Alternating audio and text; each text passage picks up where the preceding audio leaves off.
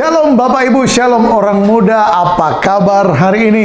Sudah pasti luar biasa. Mengapa? Karena ada Kristus di dalam hidup kita.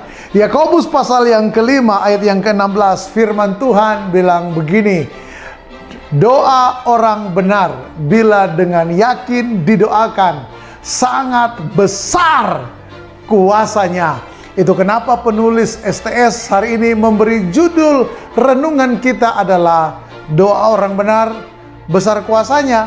Oh tentu saja, amin untuk firman Tuhan. Amin saudara-saudara.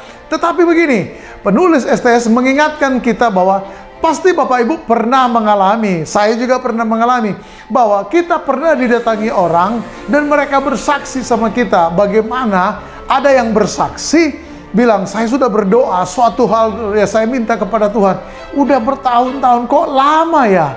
Sementara ada orang lain lagi datang dan cerita sama kita, saya baru aja minta, Tuhan sudah jawab. Nah, yang kedua ini kriterianya saya tambahkan lagi, orang ini yang bersaksi bahwa doanya dijawab justru adalah orang-orang yang menurut kita, waduh, dia ini kayaknya dengan Tuhan aja nggak sungguh-sungguh, pertobatannya aja masih suka hilang dan muncul kembali, tobat dan kumat. Kok bisa ya? Apa Tuhan lebih sayang sama orang model begitu? Lalu orang yang sudah setia, bahkan sudah pelayanan hari Minggu di gereja, doanya tidak dijawab?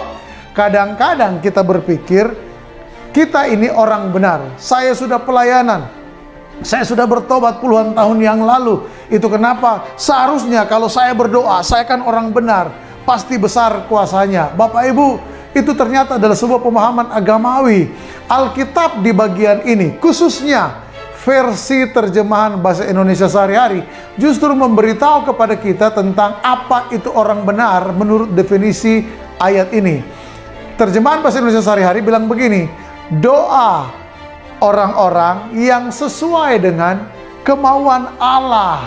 Jadi doa orang benar itu ternyata adalah begini, doanya sesuai dengan kemauan Allah, atau doanya itu selaras dengan apa yang menjadi rencana Tuhan atas hidup kita.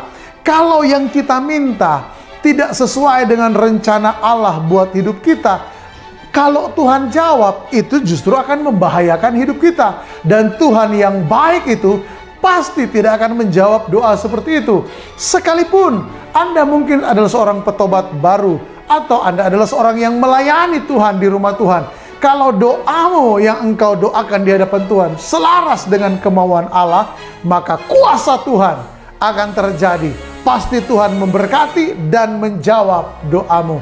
Kalau begitu hari ini, mari kita kembali perbaiki motivasi doa kita, tujuan doa kita. Kitab Yakobus dalam bagian yang lain juga mengingatkan, ada orang yang berdoa tetapi dia ingin supaya kalau Tuhan menjawab, dia gunakan itu untuk memuaskan kedagingannya, memuaskan hawa nafsunya. Nah, doa yang model seperti ini kalau dijawab membahayakan saudara. Sekali lagi, Tuhan sangat mengasihimu.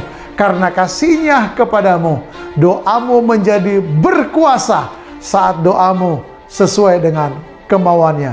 Kalau begitu hari ini, selain berdoa, mari selaraskan kerinduan kita, selaraskan keinginan kita dengan apa yang menjadi kemauan Tuhan dalam hidup kita. Selamat menjalani hari ini, ada Tuhan yang menyertai kita. Immanuel.